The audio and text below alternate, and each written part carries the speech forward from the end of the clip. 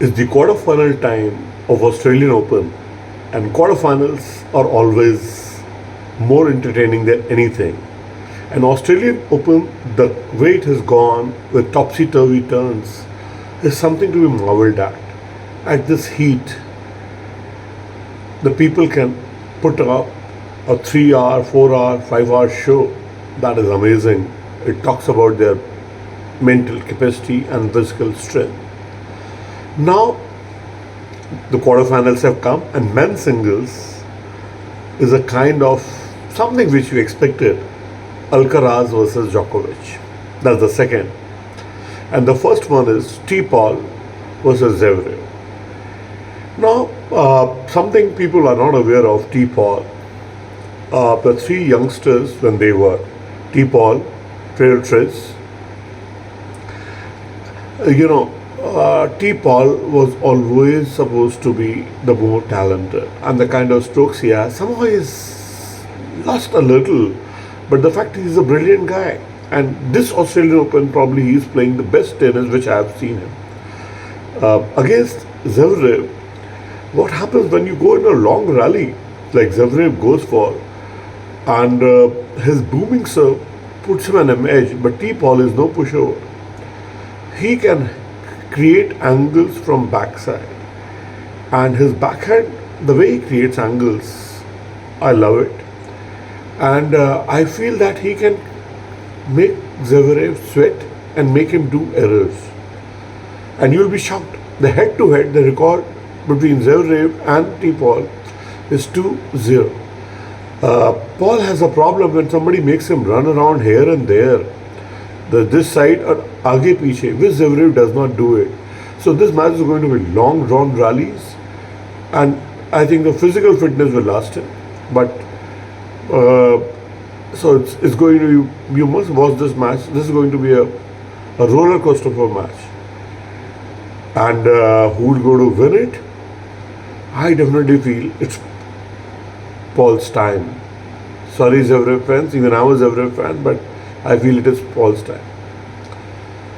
But here we can all go wrong. Next match is Alcaraz versus Djokovic. If you guys remember the way I talked about that, Alcaraz has got all the shots in the world, and he can play 2-3 shots for everything. So he has to be pushed. Before Olympics, when losing in Wimbledon to Alcaraz, I said Djokovic was playing defensive. You cannot play defensive in Alcaraz. And then Djokovic went aggressive against Alcaraz. And what happened? The Alcaraz got rattled. Because if you got 2-3 shots and powerful shots, if you get slow shots, then what happens? You can plan and execute. Now, one thing people will not know, that why Murray was hired as a coach by Djokovic, simply because Alcaraz gets rattled if the ball is not coming uniform, sometime up, sometime down, sometimes spin, sometimes not spin, and then he starts committing error.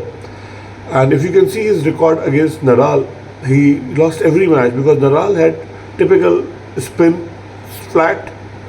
So therefore Murray was also known for this. So probably this is the improvement which is going to make. But the fact is, Djokovic has lost 2 sets, whereas Alcaraz has only lost 1 set. And the other aspect is, Alcaraz had an easy let-off against the British player because he got tired, and he had a 5-set match beforehand. So Alcaraz will be fresher than Djokovic, but I definitely feel Djokovic is meeting him in quarterfinal. He is fresher, he will run, and he'll hit hard.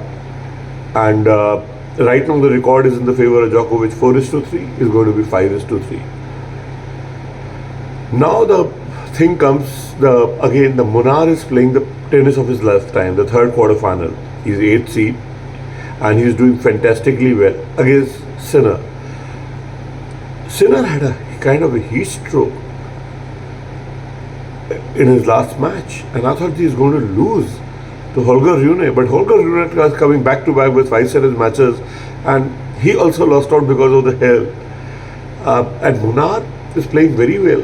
So yes, Sinner is definitely better player. If he does not have heat stroke or he does not get injured, obviously he will going to beat Munar. But probability is very high that Sinner again is going to fall prey, because Munar is going to hit him high, and this match is in daytime, not even the evening time. So let's see what happens. If Sinner is fit, he wins it. Otherwise, but Munar can make Sinner pay. The last is the giant killer Sonego, to beat everybody, the best youngster coming, everybody he beat. Sonego is a maverick, only thing he lacks consistency.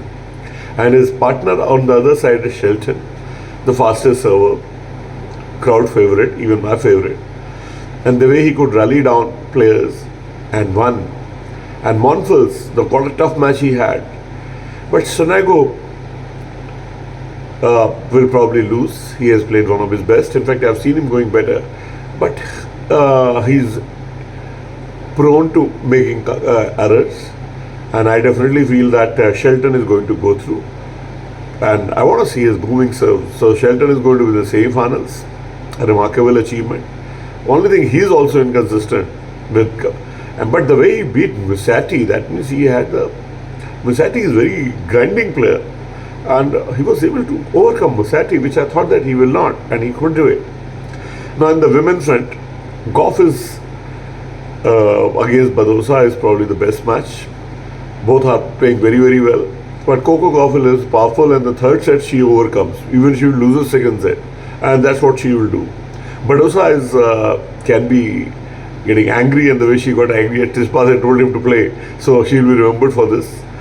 And then the match to be watching is Navarre versus Swiatek. Swiatek has been giving bagel to everyone, and but the fact is Navarre is very consistent player, and she can be beaten. Then husband-wife couple, Svetlana versus Keys. The way Keys beat Rebekina. Keys has got perfect down the line slam shot like men, but she commits errors. And I definitely feel that Svetlana is too consistent. And she has had tough matches, but she'll commit error. And after becoming mother, she's remarkable comeback, both husband wife, and I'm sure that she was going to able to manage Madison Keys and win it over. And last but not the least, the first match, Sabalenka versus Anastasia. Anastasia was the prodigy, the tall girl, but she has not lived up. In this Australian Open, she has been able to overcome everyone. But Sabalenka is too fast, too powerful. Probably she'll make Anastasia little issues, and I'm sure that Sabalenka is going to win, but not without a fight.